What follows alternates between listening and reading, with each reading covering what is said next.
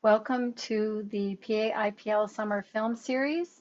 My name is Kathy Robotsky. It's a pleasure to be with you this evening with Dr. Patricia DeMarco, who is bringing us the wonderful film, The Power of One Voice, which she worked on with her producer and director, Mark Dixon. It's brought to us tonight with a special grant from Dr. DeMarco. So we really appreciate that. Thank you so much, Patty, for helping us. You probably all know that Dr. DeMarco is a PA IPL board member, and we're thrilled to have her on board. I have a few updates for you this evening. Please excuse me while I continue to admit people as they come in. And as Patty said earlier, please mute yourself when we are viewing the film and during the discussion, but feel free to unmute yourself when you get to the Q&A portion. That really helps quite a bit.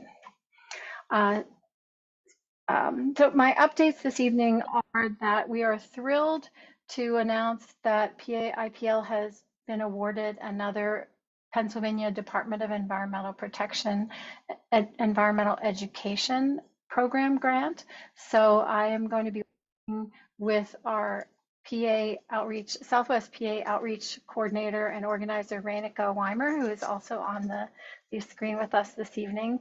We're going to be working with youth. So we're taking the lessons that we've taught over the course of the Southeast PA IPL Caring for Creation series in conservation and tree planting and blueberry planting, organics and human health, plastics and air pollution and water pollution, and the lessons that we've taught over the course of the entire year in our in-person gatherings in Southwestern Pennsylvania on the same topics. So we're going to be developing youth-related programs that are exciting and fun. We have one so far. It's actually an environmental justice cornhole game.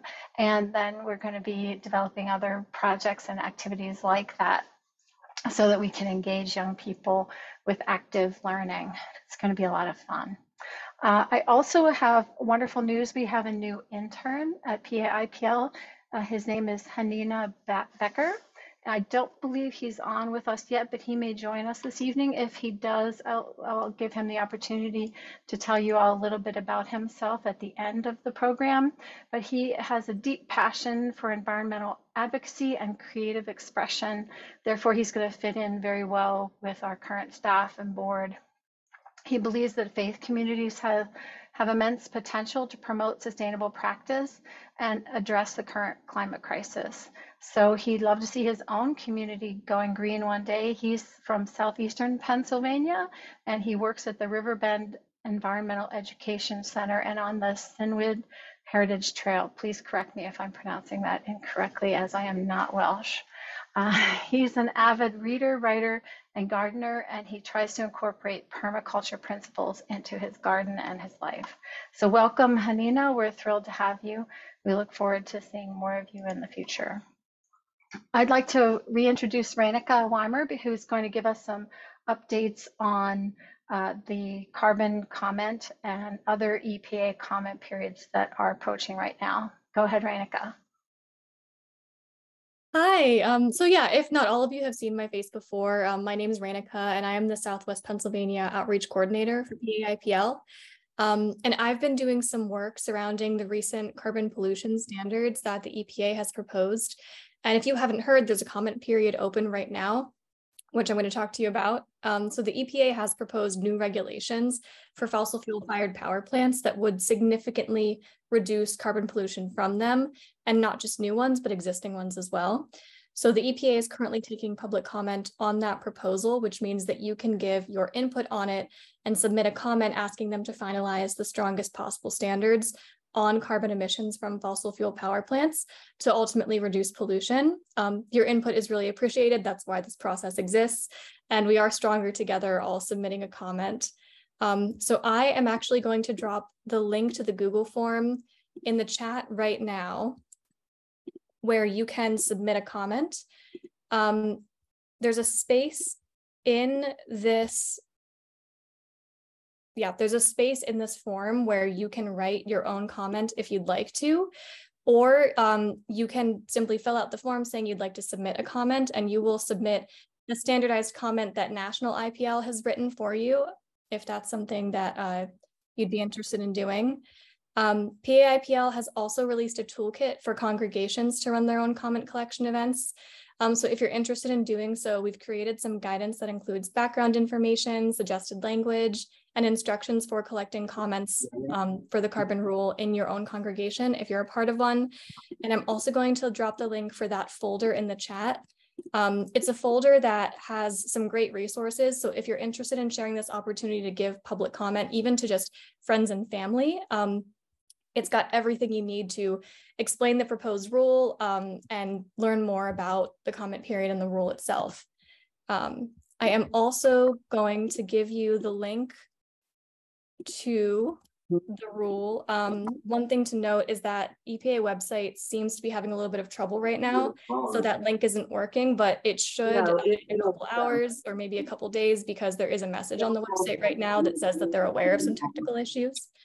But that's all the updates on the carbon rule that I have for you tonight. And if you'd like to learn more, you can certainly email me. I'll drop my email in the chat. And that's all I have for you. Thank you so much. Thanks, Renika. Without further ado, I'd like to introduce Dr. Patricia DeMarco, who will open us with a reflection from Rachel Carson's own writing and bring us into the film. Thank you so much. I welcome all of you this evening, and I thank you for having an opportunity to share this work with you. I want to read you a short piece out of Rachel Carson's acceptance speech for the John Burroughs Medal Award that she received for her work, The Sea Around Us. And she wrote, "Mankind has gone very far into an artificial world of his own creation. He has sought to insulate himself in his cities of steel and concrete from the realities of earth and water and the growing seed. Intoxicated with a sense of his own power, he seems to be going further and further into more experiments for the destruction of himself and his world.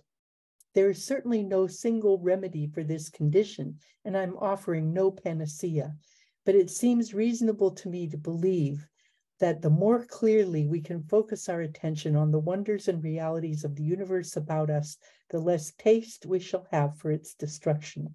Wonder and humility are wholesome emotions, and they do not exist side by side with the lust for destruction." I leave that thought with you about how the wonders of the world are really an inspiration to us if we just lift our eyes and notice. And this film was made on the 50th anniversary of the publication of Silent Spring. It was derived from the speakers and participants in the conference that was held jointly at the Chatham University campus and at the aviary, the National Aviary.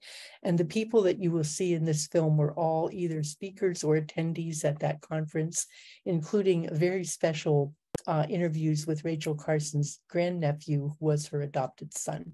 So without further ado, I turn this over to Kathy, and we can have a conversation after we've seen the film together. Thanks, Patty. I am going to share screen and share the film with you.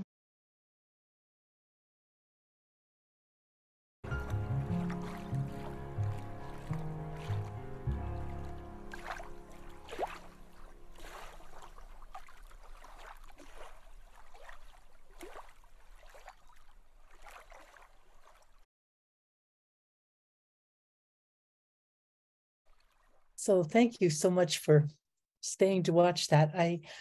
As I see this again many times, I really reflect at how prescient she really was and how her message really resonates even now. Her message of precaution seems to be something we really need more today than ever. But I'm anxious to hear what your thoughts are. I know when Mark and I made this film, first of all, the music was composed for this, and we were constrained by not being allowed to use any of her published works as a source of the quotes. All of the quotes that you saw in this film were from her publicly available documents, many of it taken from writings that she did while she was at the Fish and Wildlife Service, which is in the public record, or from her testimony to Congress. So even today, she's a controversial figure and surrounded by all kinds of controversies on a number of levels. But I wondered, how did this strike you, and what moved you to think deeply or differently about things that might have come up in this film? Anyone have any questions you wanted to raise?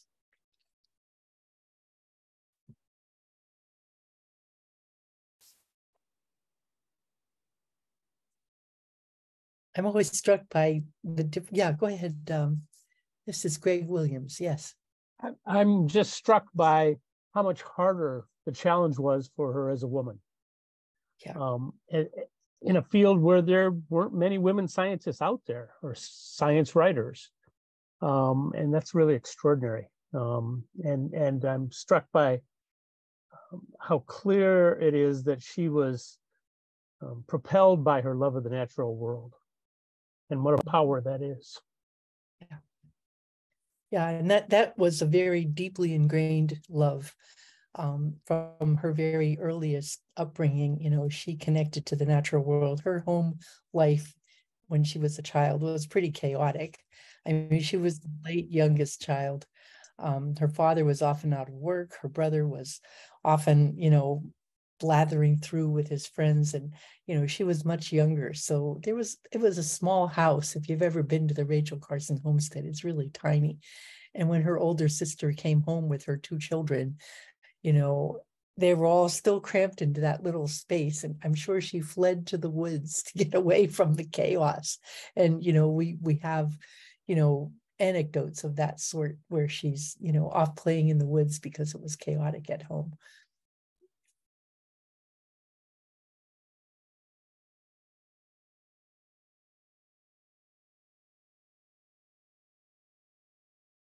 I've always struck by the change in the attitude of Congress between the time that she was there. It took a decade from the time of her testimony in 1963 until the formation of the EPA in 1970. And, these kinds of things don't happen quickly. But I really was, struck by how long it took. And they really didn't take the fullness of her message into account when they created the EPA, because she, a risk that we experience is a product of the hazard and the exposure. And she was arguing for preventing the hazard, making sure that the things that we put into production were not harmful in the first place. But the attitude that they took in the regulatory process is to titrate how much is allowed that's still okay. And as Dr. Gillette pointed out, some of these materials that maybe they didn't know at the time they permitted them, but we certainly know now, are active as endocrine agents or mimics of endocrine agents. They act at very, very low concentrations. So having a permissible amount doesn't really help the situation. And the other issue around that is that we don't experience these chemicals one at a time. Our bodies experience them in the collective whole. And there's no study to date of the effect of these multiple contaminants in tiny amounts or not so tiny amounts, and what effect they may have on people once they get into your body. And that was something that she was concerned about really as far back as 1963.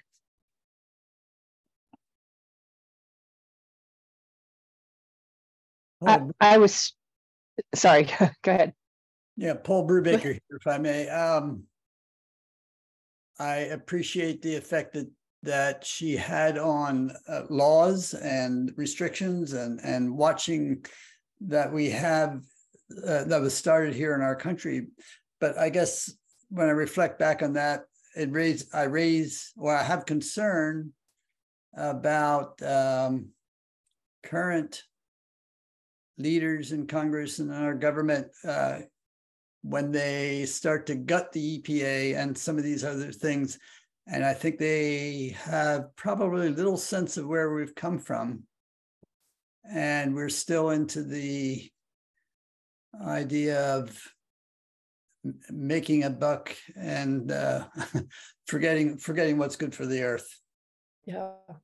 Yeah, that seems to be, the pendulum has swung, as I was saying in my remarks, that, we have been taking a more economic deterministic approach. I think today you couldn't guarantee that every congressman would be concerned about the health and safety and the public health effects of the decisions they make.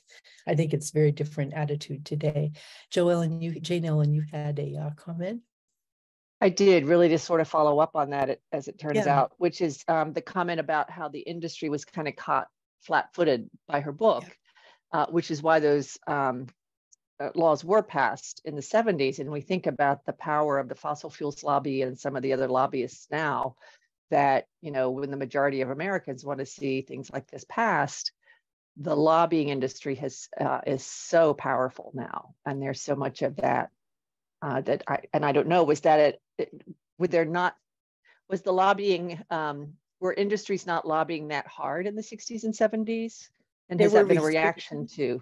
There were restrictions at that time that were more stringent than they are now. Citizens United ruling, where it determined that corporations have the same rights as persons, made a huge difference. The other aspect of that is that nonprofit organizations remain limited by the fraction of their total output that they're allowed to spend on lobbying. And it has become a complete swamping and overwhelmedness.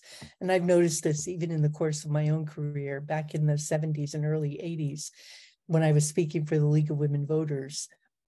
Everybody would open their door to the League of Women Voters ladies because we were not beholden to any industry and we spoke for people. Nowadays, you don't even get the time of day, oh, okay, when you're a member of the public, okay, yes, we'll send an aide to talk to you. But very rarely does the public have that kind of impact on Congress anymore. And I think it's directly attributed to the Citizens United ruling, which took the lid off of the limits that corporations could spend on what they call free speech, which is just outright self-interest. Lisa Tell asks for some ideas on how we can protect the earth better. We could open that for discussion. It's a broad question.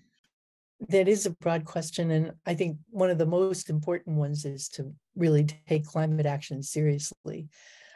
Because unless we are able to control the warming, to at least 2 degrees, which is becoming increasingly difficult to fathom, I think we will lose a tremendous amount of the biodiversity of our planet, and that would be a true tragedy. So that to me is the most important thing we can do is, as a collective group. Individually, there are many, many things we can do. And I know there are several people on this call who are very adept at personal actions as well. And we thank you at PA-IPL for your support of our work here, because through our advocacy and our creation care work, we can keep that alive, keep that the efforts to reduce the effects of climate change, particularly on those who are disproportionately affected and the other species that we share the earth with. So we can't forget that the chemicals that Patty was referring to and others were referring to earlier are not just affecting us, but they're affecting all the creatures that we share the earth with. So Lisa asked again for some direct actions. We can really take a look at conservation from an energy and water and waste perspective. Whatever we can do to reduce our dependence on fossil fuels would be very effective, I think. There's something else right now, we have an action on the carbon rules. You can certainly sign on to the PA-IPL position on that if you don't want to write your own. But the Farm Bill is also up for reauthorization. And there are a number of provisions in there that it's reauthorized every 5 years. But for the first time, there are provisions that actually promote regenerative agriculture instead of chemical-based agriculture at all levels and all sizes of farm. It's really important that stay in there, because regenerative agriculture is a practice, like it includes organic culture, where you actually cultivate the land in a way that regenerates the fertility of the soil and sequesters carbon. And this is a really important provision that, you know, we have to protect because there are a lot of forces at work trying to keep it out. There also are provisions for more equitable distribution of subsidies for land, not just for large industrial farms, but also for individually owned and family-sized farms of 10 to 50 acres. So there's some things in the Farm Bill that really, if you have a connection to your congressman, it wouldn't hurt to call them and say we support the Farm Bill. And I think we have a fact sheet on that, don't we, Kathy? If not, I can send you one from Reimagine Appalachia that's really quite good. The Reimagine Appalachia has the new Farm Bill toolkit out, which is, they say, unbeatable, like BEET. Yeah. So it's really quite good. I have a good sense. I'm sure PA IPL will be creating a comment sheet for you for the Farm Bill as well. And since so many of our members and supporters are from rural areas, to really work with your relatives and friends in those kinds of positions to develop their farms in a sustainable manner, looking at permaculture, looking at solar instead of fracking. So countless ways that you can increase your yields and increase your income without having to resort to sale or leasing of your land for less desirable reasons. I also wanted to mention that PAIPL created a series of videos that are recorded and they're available on our YouTube channel. You can, I can send those out to this group since there seems to be some interest in that. We covered everything from creation care, environmental justice, energy, water, and waste conservation, organic farming, plastics and human health, and the effects of air and water pollution on human health, tree planting with Greg in particular, and Dee, if Dee's still on the call, her work with human health and the environment is represented there. And then rain barrels and how you can install those as well. So there are so many actions that you can take. These videos would just give you some ideas, and then we could talk further. And then if you belong to a congregation who is interested in developing a green team, so you can look at perhaps an energy audit or creating a plan that would help you to reduce your dependence on fossil fuels and integrate organics into your sites and stormwater reduction on your sites. Please reach out to me as well. I'm Kathy. You can reach me at outreach@paipl.org. I'd like to point out too that drawdown.org is an amazing resource, and they have at least 80 different paths that can be taken to counter global warming, from educating kids to empowering women across the world. Those were two of the biggest, have the biggest impact, and what they've done is measured the impacts of all these different approaches using different concrete, all sorts of possibilities. There's something for everybody out there in terms of what you can do that floats your own boat too, that's engaging to you. And I'd encourage people to take a look at that and to find something that kind of excites you. So, and as people of faith, a lot of the social justice issues that of migration, of racial discrimination, all feed into ways to address climate change too.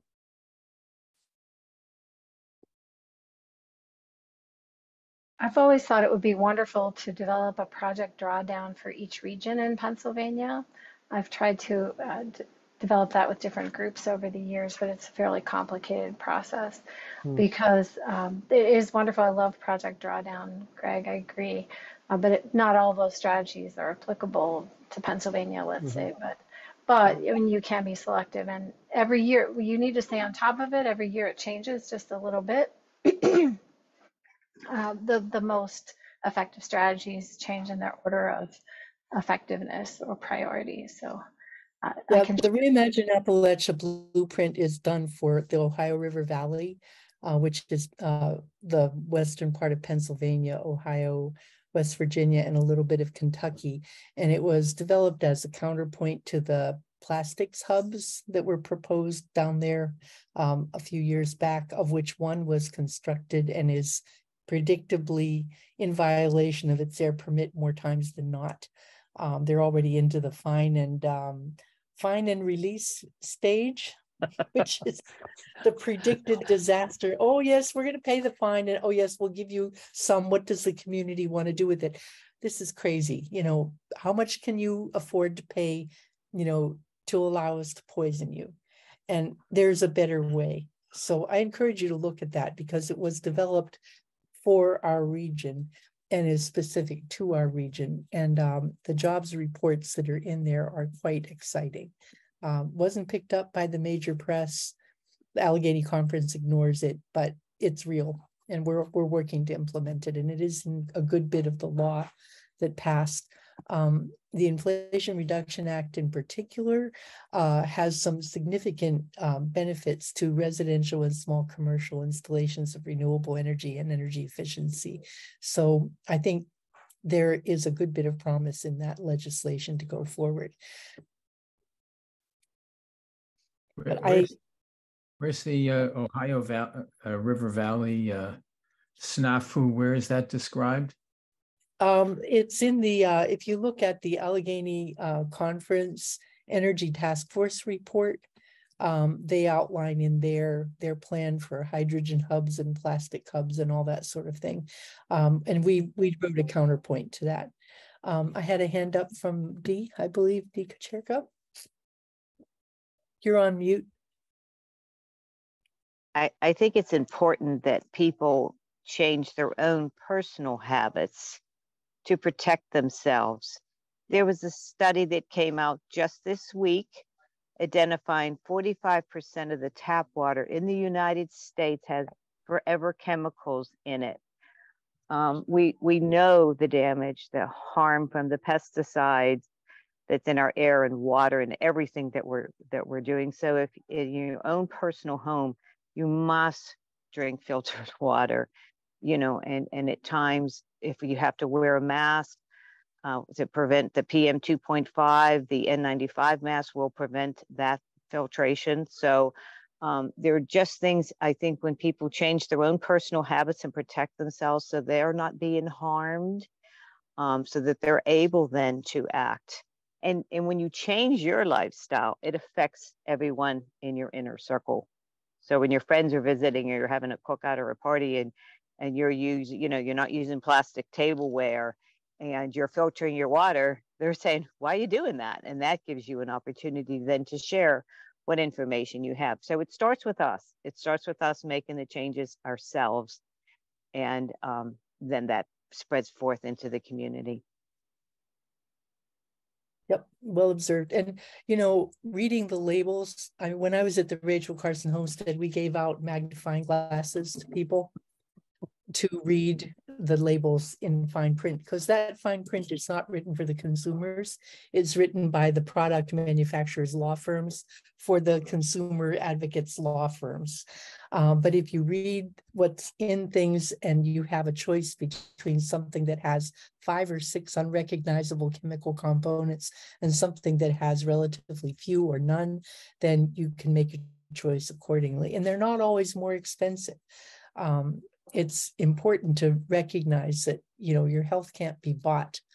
And once you lose it forever. So I think people need to become a little more vocal about demanding that we not have contaminated foodstuffs, contaminated personal care products, contaminated, you know, industrial materials that get into our water supply because they can't be removed. Things that are synthetic chemicals that do not break down by natural biological action should not be permitted to be used, period.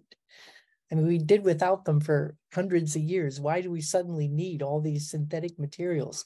Because the petrochemical industry is seeing the decline of the fuel supply as a market, and they're looking for other ways to you know, produce things. And what they're finding to produce is often extremely toxic to living systems. But that isn't one of the parameters on their design team. I think every industrial chemist or industrial manufacturer should have to take physiology and endocrinology so they understand what happens when this stuff gets into living systems, including their own. Rachel Carson was one of the first people who pointed out that the DDT plant workers were becoming sick and were dying, were having strange rashes, were having odd illnesses, and including neurological disruptions. And she asked for, and her friend was in, Ms. Perkins was in the labor department at the time, and she spoke to her about needing protections. And OSHA, Occupation Health and Safety, actually came out of that dialogue, that friendship between the two of them.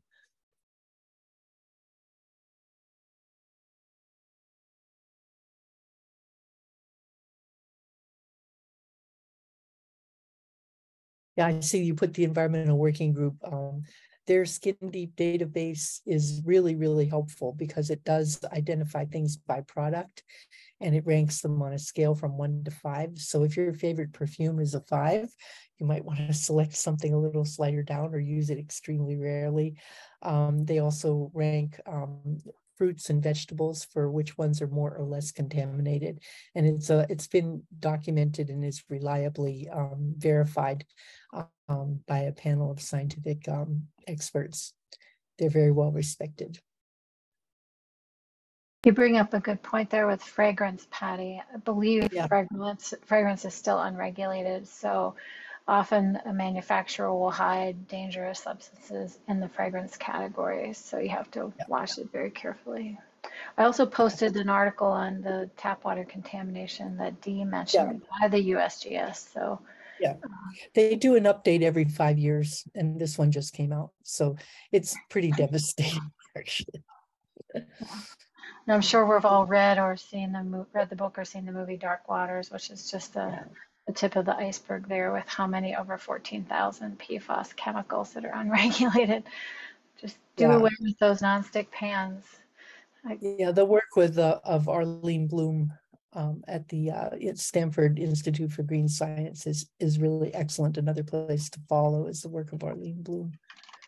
She did a lot of the basic research on forever chemicals. I'll see if I can get that in here. Here we go. Okay, Arlene, Green it's pretty easy. Policy Institute.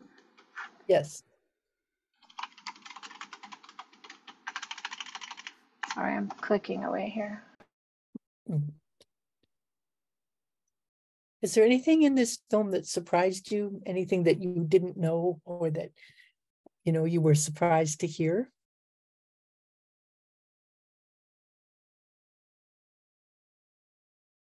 I was just thinking how much more difficult it was to do footnotes back in the day, and I know how much you dislike doing them now, Patty. But I'm going through footnote hell right now because I'm compiling I'm editing a contributed volume and getting everything into Chicago Manual of Style format when it comes to you in some other format is just, or absent citations altogether is, And I did go to the Fish and Wildlife Conservation Center down in Shepherdstown and went to the office and actually saw some of her manuscripts from Fish and Wildlife Service, some of her field notebooks. And she had very neat handwriting, and she did have little drawings that she made in the margins and little diagrams. It was absolutely fascinating, but we were not allowed to photograph any of that. It was not available, for us to photograph. You have to wear little gloves and it's in a darkened room, Unbelievable. we should all keep our fine motor skills alive too. Yes. Please. You have a question?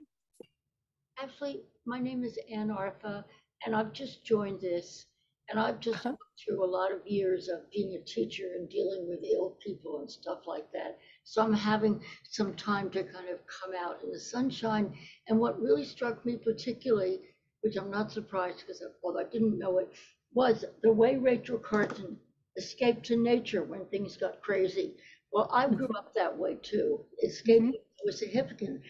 And to me, it's no big deal, except it's a very big deal to think that we are all totally connected to nature. We're not separate. What happens to the bird and the fish is going to happen to us. And how many people I know with really fine educations who don't feel that way. That's, Exactly. I mean, with a lot of science education and all the advocacy work that is being done, that can come to you. But to have somebody 70 years old, a friend of mine, who can't be in touch with that knowledge and doesn't take it for granted. And so that's what struck me, that part of where she came to was who took care of her, which was being out there in the wild. So just a comment. Thank you. Yep.